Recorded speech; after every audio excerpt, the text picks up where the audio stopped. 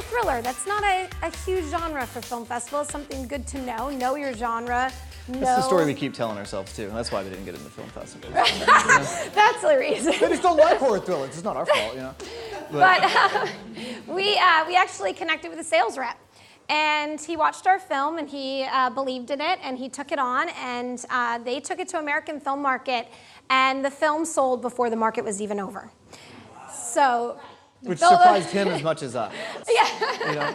After all those film festivals said no, we sold it. Yeah. And one of the key elements that we had for the film, not only thriller is a great genre, it sells, very marketable, was we hired a company called Dog and Pony to do our poster design. We actually had the poster before we even got the sales rep. The sales rep had hired this poster company to do their poster, and they saw our movie and was like, ooh, what's that poster?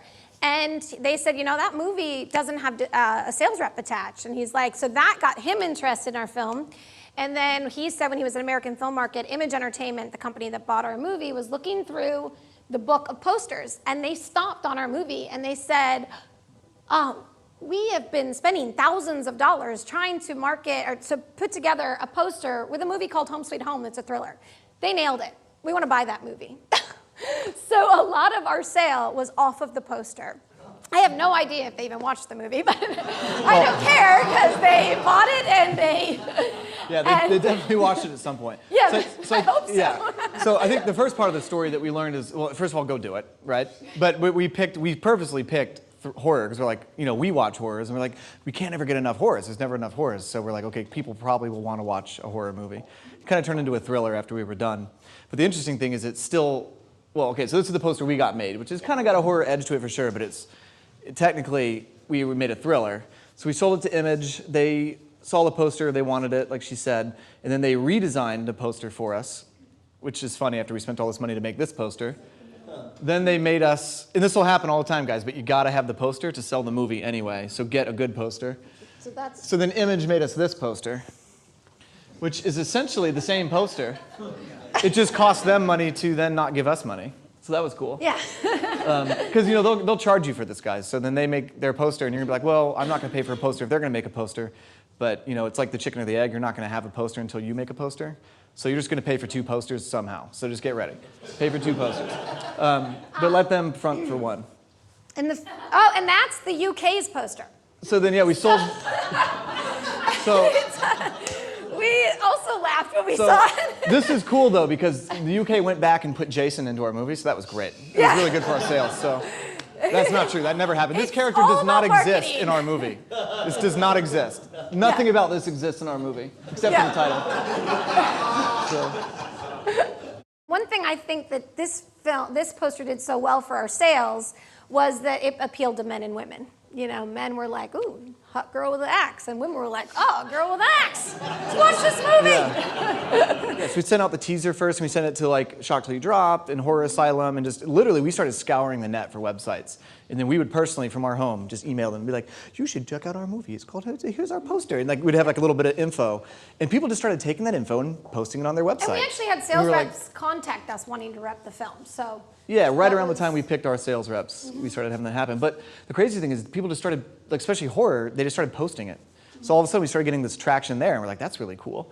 And so that's where that quote came from. Horror Asylum made that quote, and then when we sold it to Image, they asked for a bunch of quotes from us that were given, and so they, you know, so essentially we got them that quote, and they probably charged me for it too. Yeah. Which is a funny thing. We had people come up to us and tell us, oh, you know, wanting to know how much we sold it and all that stuff and saying that maybe it wasn't enough. I also think, like, know where you are in the industry. It was our first feature film. We were just excited to get a distribution deal. It did change our life. If we had sat on that film and like, well, I'm gonna wait till I get $1 million, I mean, we'd still be sitting there with Home Sweet Home sitting on a hard drive. The movie probably grossed like $500,000 out of that or something, maybe $300,000. I'm not good at math, so, you know, $10 a DVD, maybe 12, 15. We, I think, did get a royalty check about a year later, and it's the only royalty check we've ever gotten for $1,000. So here's the thing: is then we could have been better and been like, we did all this work for the distributor, and then they just raked it all in, and they're like, remember that poster we made for you? That was a couple $100,000. So they kept it all, and they will, unless you like have big lawyers to fight them. which sucks. But Yeah. the important Or thing is a lot of unless people you're- saw yeah. the movie, and it got out there and it got on the shelves of Yeah. Walmart. I don't know if you guys have heard of Amazon Video Direct. It's the newest release. It's super cool. The only thing that's tricky with that is you have to have a closed captioning file, which you can make in Adobe. I haven't been able to successfully make it myself, but I'm sure someone in here knows how to do that.